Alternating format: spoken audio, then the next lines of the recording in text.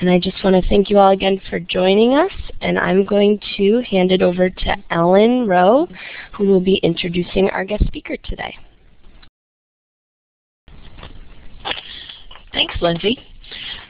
Joining Virginia Cooperative Extension in 2005 after serving for 28 years with Virginia Community College System, Dr. Martha A. Walker serves as one of the 5 community viability specialists. In her role with Extension, Dr. Walker works with communities and cities throughout Virginia, as well as multiple state agencies.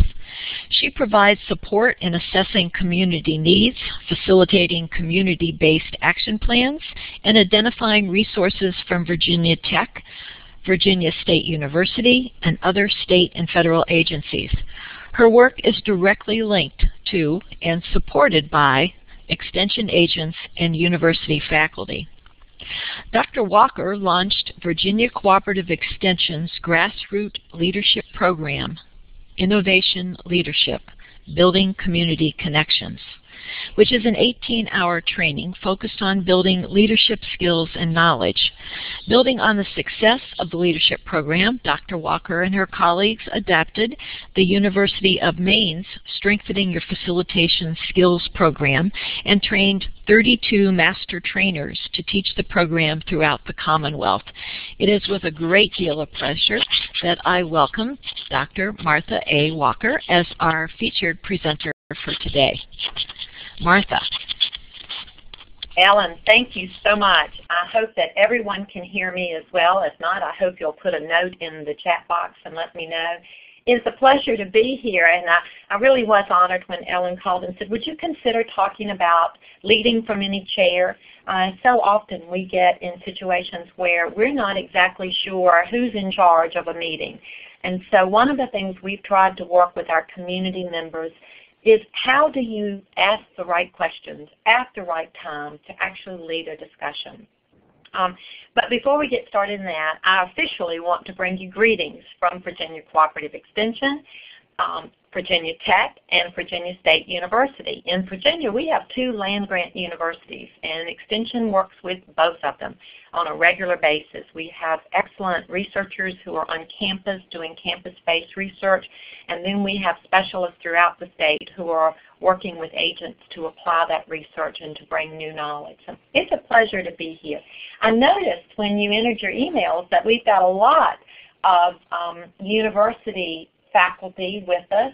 I'm interested, are you agents, are you specialists, community-based? So could you just key in your chat box just a moment? Just tell me what role you play in your work.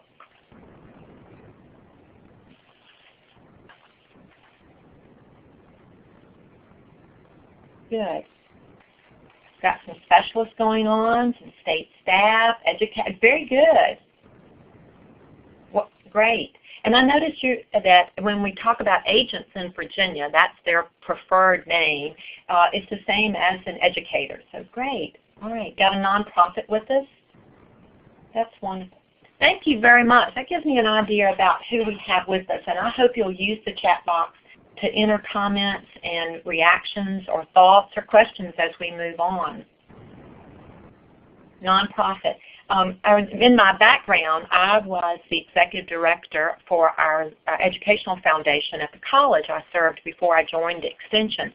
And so I have a little feel about nonprofits, and I also work with a lot of nonprofits in my job as well. Great. All right. Thank you very much. Then let's get started, and let's talk a little bit about decision making in communities and what we do.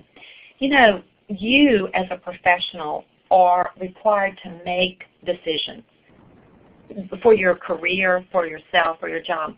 But most importantly, as you work with communities, your job is to lead them through the decision-making process. As you think about that, the types of decisions that you make in your job or that you work with organizations to make, how would you categorize those things that require decision? Think about that for just a moment. What types of decisions are you working on? Would you just enter a word or two in the chat box and let me know, is it financial, is it programmatic, is it logistical, or whatever phrase you want to use. Do you work totally with raising money? And Martha, this is Lindsay. I just need to interrupt you for a second. I know people are not seeing other comments in the chat box, and I'm working on that. But if you could just continue to write in the chat box. Martha can see your comments. I can see them as well as Ellen. So I'll work on it. So thanks for your patience. All right, great. And I'll try to repeat those as well. What you're putting in the chat box, you're telling me you make a lot of decisions on strategic planning, probably. Budgets are listed in here. Programmatic decisions and policy types of decisions. Instructional design. Setting priorities. Marketing events, yes. Whether to do an event or not, that's huge. What kind of return on investment is it going to have for you after you invest all that time? Where to lead programs, organizations to partner with. Understanding your partnerships is important in decision making. Those stakeholders, who's involved, who's not involved. How do we engage those that need to be at the table in this discussion? Outreach, supervisory management, grants. You know, I worked for a president one time who loved grants, and part of my responsibilities was to help identify grants and work with faculty to get those grants written. And I always reminded the president that no grant was free, that even if it gave a lot of money to the institution, it was going to be a cost to the institution. That's a huge decision-making process there. Fundraising, evaluations, curriculum development. Okay, so you get the idea. We're across the board, and we're anything from programmatic decision-making, logistics, return on investment on certain projects that we may work on, so all of that's there. Lots of times when you work with community groups, they have to make a decision on, is this project feasible for us? And inside our own offices, we have to make that same type of decision. When you are trying to make the decision, when you are stepping through the process, I want you to think about how you go about that for just a minute and the steps that you would take. I want you to think about what might be the first thing you would do in the process of making a decision on that issue. The first thing, think about that just for a second and just enter a few things, one or two words or so in the chat box for us, and let's take a look. Research. Options. Identify the options. Gather the information. Okay, that's part of the research. And decide who else needs to be involved. Get the questions asked. What impact will it have? What do I want? Right, exactly. I think we're done. I don't think you need anything else. I think you've got the benefits and costs. That's a good point. The question that we ask is, why are we doing this? And we're going to talk about that. Does it fit your mission? Excellent. Excellent points. All right, well then let's take a look for just a minute. And I was giving you a list. I think you've already included it. You have to think about some things first. You have to apply thinking skills, logic, to when you're in the process of making the decision. You have to ask the right questions. You have to have a discussion on the issues. I happened to be at the Kettering Foundation last week. I was invited to a conversation. It's a conversation about Extension's role in democracy, in deliberative democracy. It was really interesting. And I thought, isn't this a wonderful opportunity to have the time to discuss and to think about the issues? So often we go through the decision-making process without allowing time for that. We immediately look at a few options. We take the best of what we think is the best options to look at, and we make a decision and we move on. But so often we don't take the time to discuss it and then to define the real issue. One of the areas that we have seen over the years, and I think you would agree with this, is that we move into a decision-making process without ever really defining the issue. Sometimes we think we know what the issue is, but lots of times, especially in groups, they are trying to solve a problem that's a symptom of something else before they get to the problem. The other part of the things that we do in decision making is we have to generate some ideas. You talked about doing the research and identifying the options, and then we have to narrow those ideas into a feasible frame that we can begin to select from it and see if they will really work with our organization, evaluate those, and then define the solution. And finally, we've set the priorities and build a plan. So that's a very brief idea of how we do that. But to actually get it done, we have to take control of the process. So our goal today is to talk about the tools that we use in the decision-making process. I'm going to be referring to 3 documents that were online, and I think most of you have it. If you have those 3 documents, the dynamics of group decision-making, facilitating group discussions, and the 6 thinking hats, would you give me a check mark, please?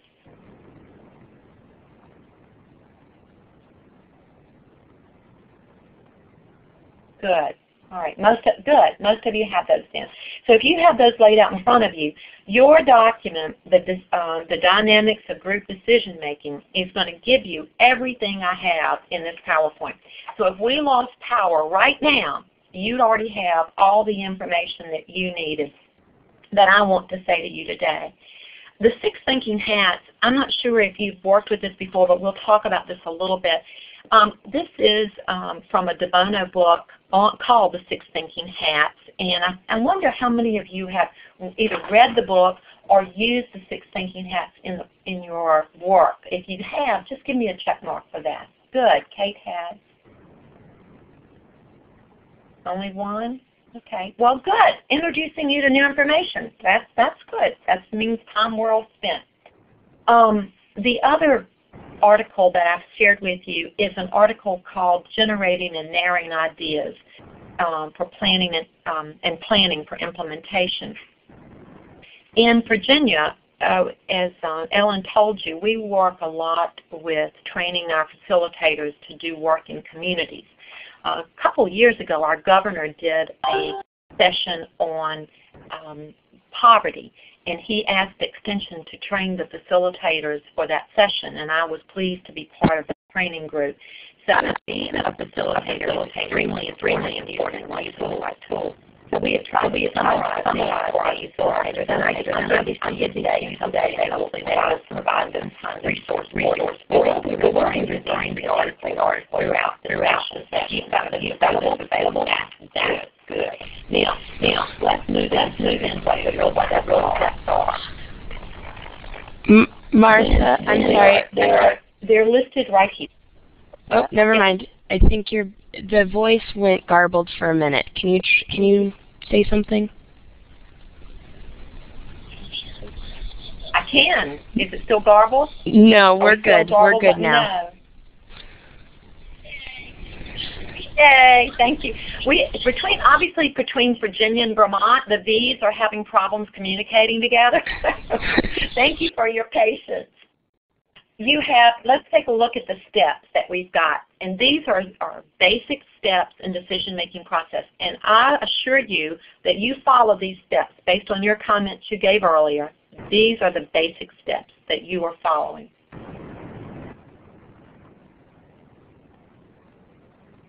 Do we still have problems? No, I think we're good, Martha. Thank you.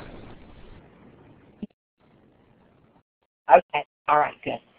All right, let's talk about these things that are listed here. If you'll take a look at them for just a moment.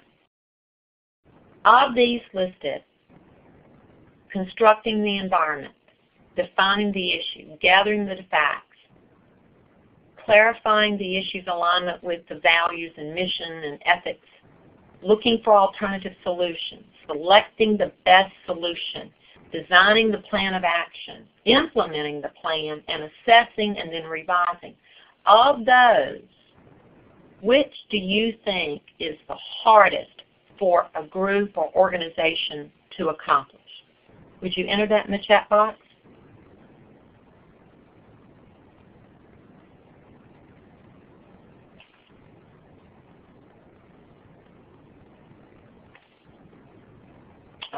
Evaluation.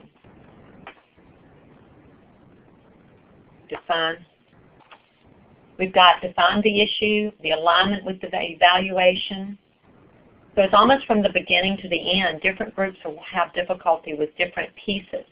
Well, I want constructing the environment. That's an interesting, we want to talk about that. Yes. Alternative solutions. We'll talk about what we call groupthink, when you go with one solution just because somebody said it, and that you want to stop thinking about this. So we'll talk about that. You're right, it does depend on the group. And so important, excellent comment about allowing time. I think you are exactly right. It is a time-intensive process, and so often we try to rush it through. We're going to make this decision in the next 15 minutes.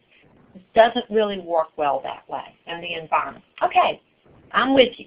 So let's talk about all of these, and we're going to step through each one, and I've tried to give you some things that you'll have. If you are working with a group to make a decision, you are taking on the role of a facilitator. If you agree, and some of you may not, but I think we're in agreement, that the facilitator really should be an impartial leader. This person is the guide, it's the question asker, it's a support system, it's a prodder, it's a person that encourages the group to stretch past what its current thinking is. So you have to have some tools to do this. You have to be equipped with the right tools. So we're going to take a look at each one of these stages and begin and have a conversation about how you actually would do it. So let's talk about that, constructing the environment. Several of you said this was very difficult. Your goal in this category is to engage the stakeholders in an honest dialogue. You want people to be willing to be open. You want to build a sense of trust. You want to have people willing to share and be respected in what their comments are saying. So my question to you, and you can do this with a check or an X, do you think that a member of the group can be the facilitator? Do you think a member of a group can actually facilitate the group's conversation? Just check if you think yes and X if you think no. Got a few check marks, a few X's. Okay. A couple of you, all right. Well, let's talk about that for a minute. I was asked a while back by an athletic group if a member of that group could facilitate the conversation. My response was, absolutely, if that facilitator will remain neutral and not use the position of facilitator to manipulate the group into thinking the way that that person, one individual, thinks the group should think. It requires an individual to maintain neutrality or being impartial. I'm not sure what the difference is, but there is a difference in there. So I encourage you to think about that. If the decision is extremely volatile, if you sense that there's going to be a pull on the decision, a member of the group may not want to facilitate it because it puts that member in a hot seat. You probably will want to bring in someone that people have never seen before, maybe, but that you trust to lead a group well. And that could be one of you. You could be the facilitator for some other group because you've gone through training and you understand it. We try to bring in individuals who are not associated with the community if possible. So we have a list that we share. So I encourage you to practice that, to do that. That way that person can ask questions that are more prodding and perhaps maybe sometimes build a little bit or address the controversy that might be in the decision. The other piece is that the facilitator has to understand how groups are working together. Kate was just talking about it's a lot easier for internal facilitators to facilitate it if they are trained, supported, and not the only one. That's right, and the actual facilitation role can rotate among the members. That you're exactly right. Let's talk about just a little bit about the stages of group development. You know that Tuckman did a whole study on this, and there's forming, storming, norming, performing, and then a lot of us have added the word adjourning, that is the last stage, because you don't need to keep a group together forever if they're in the decision-making process. But basically, you know that when a group is forming, they have got to build a little bit of trust. Without trust, there is no honest dialogue. So I want you to be alert to that. One of the things that, if you've read the Bowman and Deal's book on reframing organizations, they talk about that when trust exists and when you trust people, that group of people then can develop ideas that would never have been thought of before because that trust exists.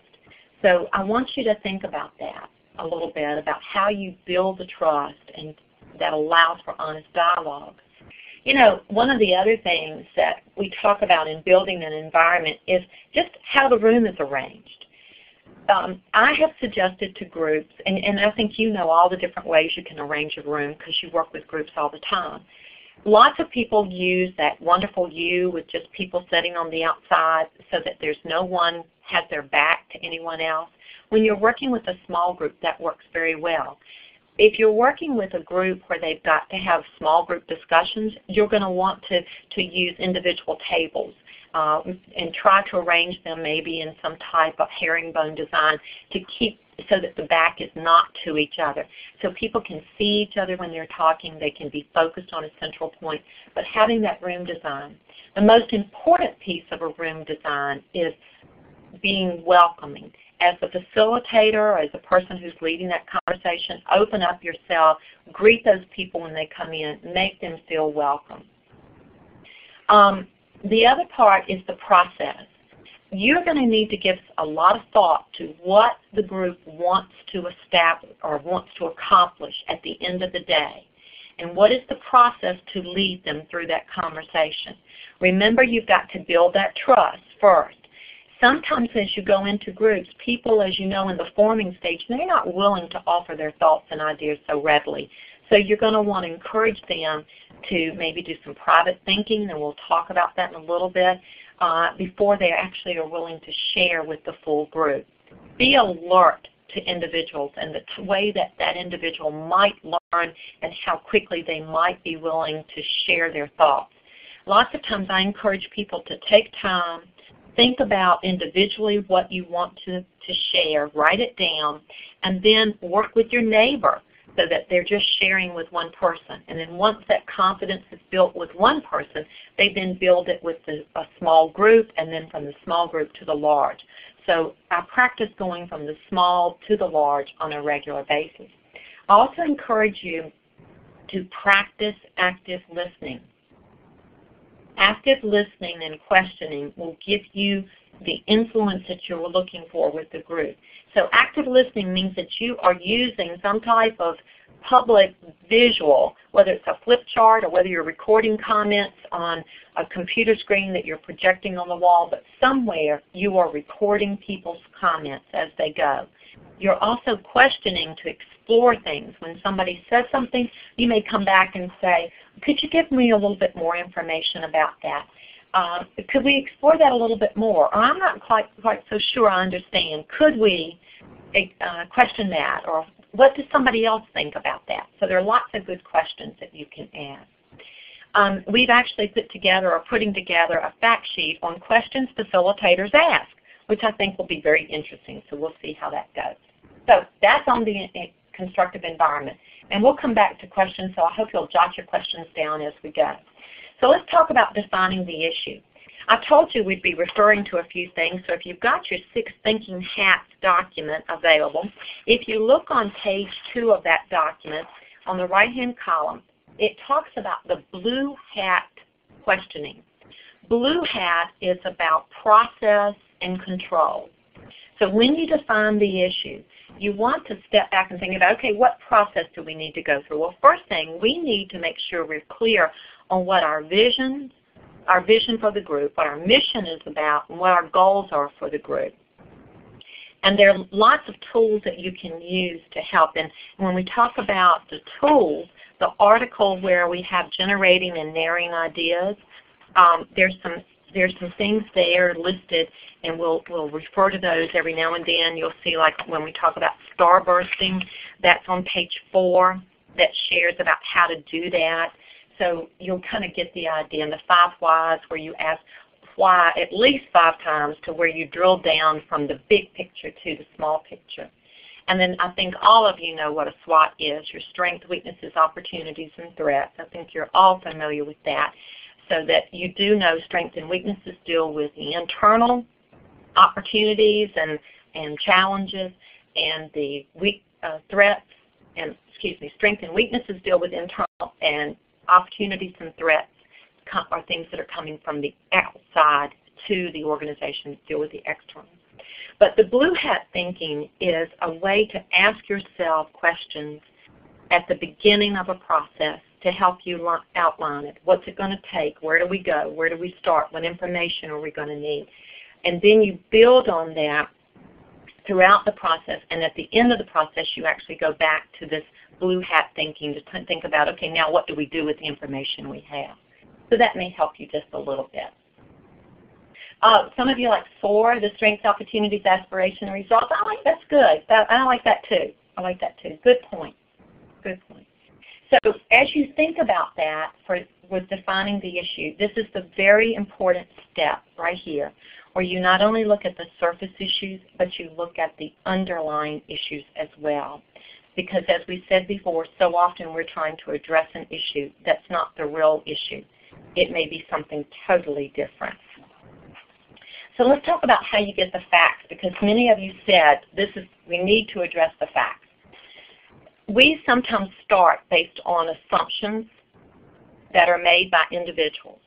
As a facilitator of a decision-making process, I encourage you to start asking, what facts do we have that support this assumption?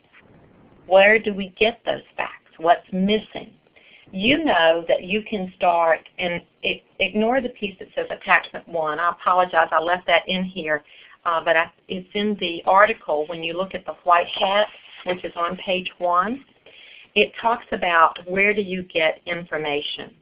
What do you need? How is it aligned? Do you need to take a visit and actually see something? Do you need to interview your stakeholders? Do you need to talk to them about or survey them in some format, either with an interview or questionnaire, whatever format you're looking for? The main thing is you gather the facts. Then I want you to think about, all right, how do we know if we've got the alignment? Is this really our mission in this organization to address this? Is that really why we're here? And I think you have to ask that question to every organization that you're working with. Is this really what we're about? So often we talk to groups in Virginia about agritourism. Many of you work with agritourism in your state as well in some of your work. And we ask them if they're thinking about holding an event on their farm, is that really aligning with your mission as a farm, with your vision of this farm, with your goals for addressing this farm? Because it's so easy to bring in, let's just use an example of a carnival type atmosphere. And so we have to ask the farmers, is this really what you want? And then let them build from there. But it's true in any decision-making process. Does it align with your vision and your mission statement? Is it ethical? Is this the right way to go? Does this have the best interest for everyone? Again, ignore the attachment. I apologize. I left that in this PowerPoint. I thought we'd call them all. But one of the things, if you think about a reframing matrix, basically it's asking you to look at the issue from different perspectives. So often the perspectives might be a product perspective. Is there something wrong with the product that we're producing? Is a planning perspective. Is there something about the planning that we have or the marketing structure that we have? And the third area is the potential perspective. How would we address our targets? What's the potential if we did this particular project or initiative? And what about the people? Why do the people choose one thing over another? Why would they choose to go to one event and not another? So you look at it from 4 different perspectives. Or those perspectives could be using different groups of people. How would the youth look at it? How would our mature population look at the issue? How would our working population? How would the unemployed look at it? So there are lots of different ways, but that's what the reframing matrix is. It's basically you take the issue or the question and then you start from a different perspective, whatever the group is that you're addressing your stakeholders. All right, let's take a look then at how we get to the solution. When you think about coming up with ideas, have you ever been in a group where someone, let's just say, let's make it simple. A group needs to decide where to go to lunch. Everybody's trying to decide where to go today. And somebody says, I want to go to that new restaurant downtown at Jake's on Main. And everybody goes, okay, fine. Well, that was a decision of convenience. That was what we kind of think of as one form of groupthink, where somebody threw out an idea and the rest of the group didn't want to think about it anymore, and so they just agreed and went on.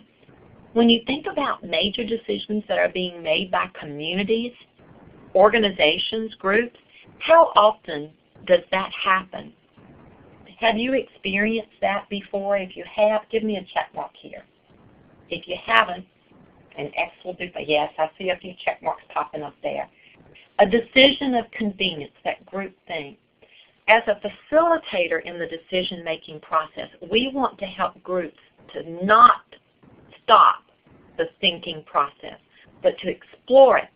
And that's where you get into brainstorming, you get into all the other opportunities there. Look at the green hat, this definition in your handout. Notice that green hat stands for creativity. Somehow you have to get people a little energized to begin to push their creative juices a little bit further. And there's some questions there that you can use that are listed for you. Sometimes once you get an idea, we have to say, okay, let's think about what could be the obstacles. What could be the positives that relate to this? I want you to look at the yellow hat thinking that comes with this. This is all about the positives. It's all sunshine. What are the great things that could happen if we did this? If we chose this decision, what would happen? But now look at the black hat. That's a logical process, the critical aspects. So often, some of us are better at being critical than we are at being on the yellow hat side of the questioning. But we have to do both, and they have to come in. But white hat means we've got to bring in the data right here. What do the facts tell us today? How do we address this based on facts? And then there is always that red hat that goes on, and that's the emotional side of us. Sometimes we have a feeling that says this is not going to work. There's just this internal red flag that's waving at us. I encourage you to listen to those and to explore those. There's some decision-making in the generating and narrowing ideas. We've given you lots of different options in there that you can use to brainstorm your ideas. You take a look at a few of them. They're on page 3. I think you're alert to these. You've used popcorn. That's just a wonderful little phrase that you can use to say, okay, anybody, just share your ideas. Let's just throw them up on the wall really quickly. Then there's a hybrid where the idea is coming out from individuals, but before it goes on the wall, we have to get some kind of consensus, not absolute consensus, but more of a modified consensus where pretty much it's a thumbs up from the majority of the group before we write that idea on the chart. I like the one-at-a-time brainstorming where we give individuals time and paper. They write down their own thoughts. And then we move around the room and we ask people individually to share.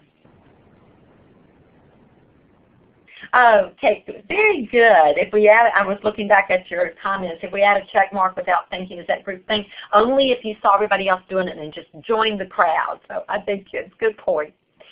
So I hope in the brainstorming you've used some of these things. I bet some of you have used the sticky wall in brainstorming where Sometimes people think of a sticky note as just using those small sticky notes and popping them on. But honestly, if you were brainstorming with the small sticky note, the size that most of them are, you couldn't see the writing on the wall. So what we do is we use half sheets of paper or some kind of strips of paper, get people to write down their ideas, and then we have them just put them on a wall, and we use that wonderful stuff called spray mount, just a little trick that we've learned to use. Yes, Ellen, I know you like sticky walls. I have learned that, I think it was for years I have used flag fabric and sprayed it with the spray mount to make it sticky.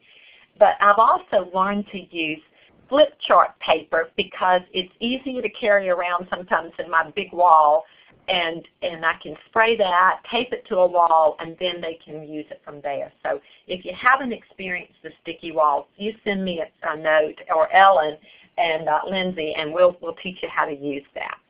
So the other piece that I want to encourage you to use is the subgroup. Remember how we talked about building trusting groups and how you start individually and then you move to a partner, and then from a partner you move to a smaller group? Well, if in that small group you can get a lot of discussion about a topic and then that can be shared, you are building a sense of trust and confidence with the individual so that they're willing to speak out when you work with small groups. So I want to encourage you to use some of those tools that are there. Okay, oh, one more thing. Let me talk to you about force field analysis, because that's pretty important. If you have not used force field analysis, that's on page 5. I encourage you to do that, and that's when you say, okay, one side of my chart, or one chart, is going to be what are the driving forces that will support this idea. Then there is another chart that says what are the forces that are going to be restraining it. One of the questions I always encourage facilitators or individuals to ask is who's for us and who's going to be against us, and have that discussion early on when you're working on these solutions. This is early in the process that you want to do that. So I give that to you, and I encourage you to do that. Even though it may be we're going to put a playground in our local school or in our local park, that's a great idea, everybody's going to be for it. No, not everybody's going to be for it. So you better plan for that up front. All right, I'm watching my time, so I want to move us on just a little bit. Once you've identified your strategies, it is time for you to set some priorities. And from those priorities, you develop an action plan. When you are developing priorities, it is important that you know what to do with the items that are not identified as top priorities by the group. One of the suggestions that we give to groups is tell the group that all the other ideas will not be lost. They will become part of our database that we will refer to as we accomplish ideas. We will bring up the other suggestions. When people share in a very candid way their thoughts and they're offering ideas, they want those ideas to be respected. They want people to remember what they said. So as a facilitator, as an individual in a group, you have to keep hold of all the ideas. Do not lose them. Record them somewhere. Keep them in your appendix somewhere in your plan. But once you have set priorities, you then have to establish some type of action plan. That action plan must have accountability built in. So I encourage people to use a plan that gives them a focus with what the goal is. And I'm going to assume that I'm making an assumption that, and you need to clarify this with the language, because sometimes your language is different. I refer to or use the term goal to mean a large umbrella type focus, that direction that is going to be set. And then underneath that, an objective actually becomes measurable, where we actually know that we're going to increase or we're going to move from this to that, and within a certain timeline, we're going to make this happen. Some type of accountability is built in. But then in my action plan, I have a goal statement. I'll have multiple objectives to reach that goal. And under each objective, I have strategies, the smaller steps that are going to allow me to reach that objective. For each strategy, I want to know who's going to accomplish that, what the timeline is, how much is it going to cost. Maybe who are the partners, stakeholders, because I don't want to lose sight of those partners. They were very important that we established way at the beginning of the process. And then finally, I want a status report so that I can hold this group or this individual accountable for achieving that. It becomes a visual, and most of the time this is a printed type of report or some electronic listing that shows our progress. This way people know who's doing what, when they're doing it, and where they're doing it. Once you get that plan in place, it's important that you manage the timelines when you're implementing the plan, that there are report dates and it's on the agenda for the organization, and that people are delivering those reports, that it becomes a shared responsibility, not just the person who's in charge of the group, but each individual person who's working on implementing that particular goal or objective within the goal. That people in the group then are encouraged to question their response, going back to looking at the process, how are we doing with it, having time for deliberative dialogue on that particular topic. And that you continually communicate with all your stakeholders. Even if a partner is not at the table, but they're kept on some type of electronic communication, they're engaged in sharing their reaction to the process you're making, and they're encouraged to say, let's take a look at not doing this anymore. We've gone as far as we can go. Let's stop. That's an okay question to ask. You know, I'm interested in what you have used as you implement, once a decision is made and as you implement that plan.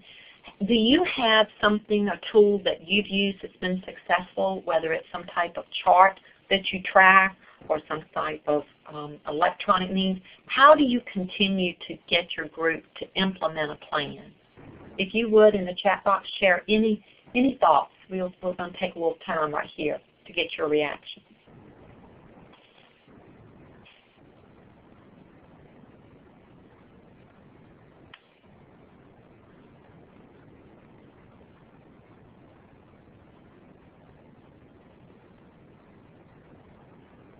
I can't tell if anyone is typing right now, but I hope you're thinking about that. And if you've not used a process when you have your plan in place, I hope that you'll take a look at this option. You know, Koos and Posner talked about that parts of the practices that leaders have to do, they have to enable others to act. I am convinced that it's through the implementation that this is where others not only have acted at the beginning of the process to gather the facts and to share their ideas, but it's also through this final plan. Yeah, excellent point. Use the Gantt charts and the logic model, exactly. Good point. It's about maintaining the focus, isn't it? Not letting groups stray off to another direction. Thank you. Benchmarks, dates, deadlines. Thank you. Right. Then let's talk about how we assess it. Pre-scheduling the debriefings and the check-ins. Right. Always setting those dates so people know far in advance what the expectations are. Excellent point.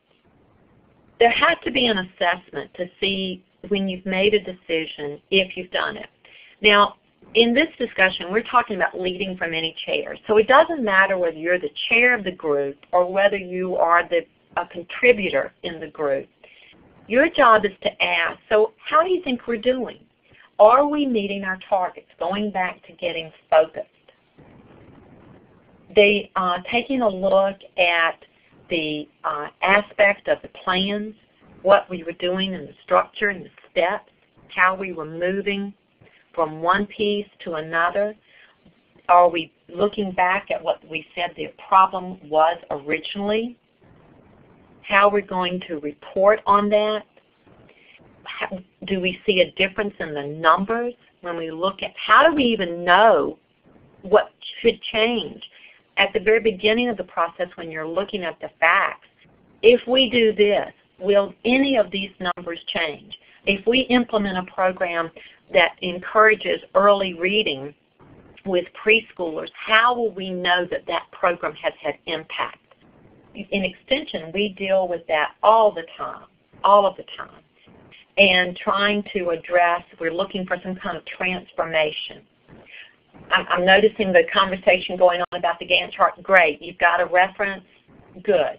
And it's an excellent tool. Take a look at the reference and at the visual, and I think you'll see a good way to use that to track, especially your the timeline based on the project and where you are in that.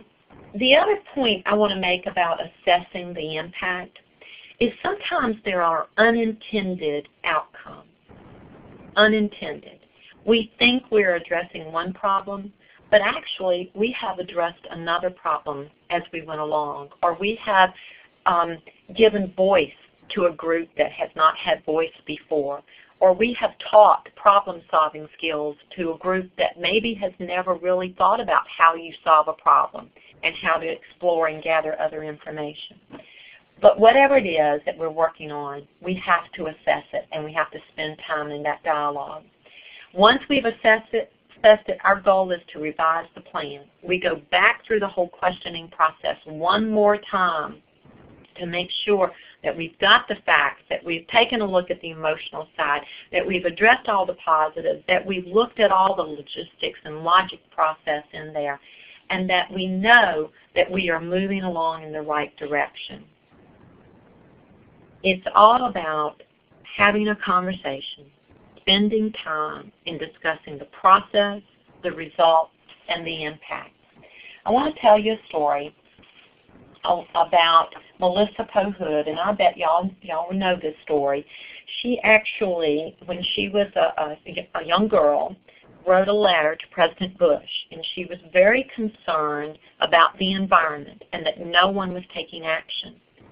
She had a vision about what the environment should be, and when she didn't hear from the President about what was going to happen, she began to take action, and she ended up by April of 1990 with over 250 billboards with her letter to the President saying, let's do something about the environment. She ended up forming FACE, Kids for a Clean Environment. And today there are about 2,000 clubs around the world with over 300,000 members, and she has received recognition for her work. Basically, in a speech she made, she said, everyone has a purpose. Every life has a purpose. And our job as a participant in the world should be for us, if we see a problem, not to think it's someone else's responsibility. So I want you to think about that. When we are dealing with problem solving in communities, it's so easy to know that our plates are so full with other things. But if we are invited to the table, we should work hard at being a contributor. As a leader, we should have a vision. But it's not just our vision. It's helping other people to capture their vision too. And that as we are at the table, that we ask the right questions to be able to move forward. You know, we talked about the 5 practices of exemplary leadership that Coates and Posner talks about. One is model the way. And that's what we try to do as we sit at the table. From whatever chair we're sitting in, that we ask the questions, that we encourage other people to ask questions, that we explore options and responses. We inspire others. The second practice is inspire shared vision. Absolutely. We learn that we're not the dictator. That just because I think it should be this way doesn't mean it's supposed to be that way. Let's work as a team and let's create things that have never been created before. The third practice is to challenge the process. I firmly believe that we do that through asking good questions and that we push people to think differently. And then the fourth practice is to enable others to act, not to be the barrier. You know, I have been in situations where I certainly thought I had the right answer at the right time, and if you just let me do it, I can do it just fine by myself. No. If I had a good friend at the University of North Carolina at the campus in Greensboro, Dr. William Perky, who used to say, just because you make the best chocolate cake doesn't mean you have to do it every time. Now that was just his thought about it. But basically, when you're practicing and doing all the work yourself, you're not enabling others to act. And if you're not enabling others to act, you cannot help them build their skills. So I encourage you. The fifth practice is to encourage the heart, and that means showing appreciation for the work that others are doing. And I hope that we do that every day. One of the truths about leadership, if you're going to lead, you not only have to decide, you also have to make the leap, and that means moving the plan forward. I want to ask you, let me back up one before we get to the last piece. I want to ask you a question. If 12 frogs decide to jump into the pond, listen to this question. If 12 frogs decide to jump into the pond, how many remain on the log? So if you could just answer that in the box. If 12 frogs decide to jump into the pond, how many remain on the log?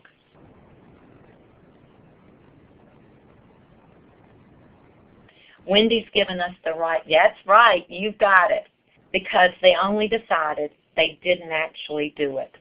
So I encourage you, yes, that's right, you've heard this before. I want to thank you. I want to open it up for questions from you or for comments that you'd like to share. So be thinking and entering into the box, and we'll start addressing those.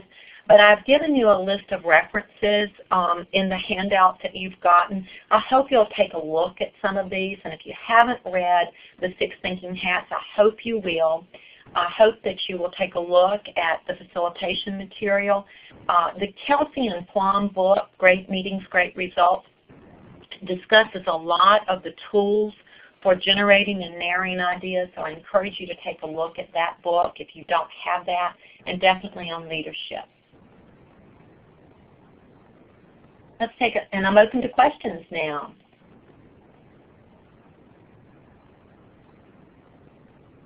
If you have any questions, please enter those in the chat box. I think both Martha and myself are looking at those. Yes. Cheryl has said that I've loved resources on problem solving, the accountability piece. Cheryl, you've got my email. If you'll send me an email, I will send you the format that I've used with groups for the accountability, actually putting it into a chart. And then also, we can send you some other materials too. I like your all's comment about can't make the emotions go away. Never. Emotions are always going to be part of it. And even though you come up with a thought that sounds perfectly logical, haven't you seen time and time again that because I was tied to this other thought in some way that the emotions just absolutely overrode it, any kind of logic. There's a book, if you haven't read the book Switch, it's by Dan and Chip Heath. They're brothers. One's a professor at Duke University, and the other one I think is at Harvard. But it's Switch. Have you read Switch, any of you? If you have, just give me a check mark. I don't see any. Oh, good. Jen has. Great, great. If the rest of you have not, okay, Joan, you're challenged to read it. We're actually inviting Dan came up and spoke a year or so ago. We offered that as a community read. Our Rotary organization sponsored that book. And it's about how you deal with change. And it gives some practical examples, but it talks about motivation is important and that our emotions are like an elephant, and how hard is it to motivate an elephant, even though our logical side, which they call the rider, knows the direction to go, they can't get the elephant to go the right direction. So you have to prepare the path. So when you think about emotions, I encourage you to read that book. It will give you some good insight into motivation as well as getting the community ready. Sometimes the logic is the elephant. Trying to get logical people to move, that can be tough.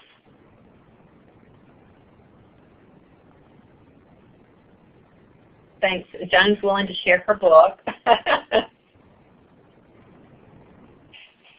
Any other questions or comments?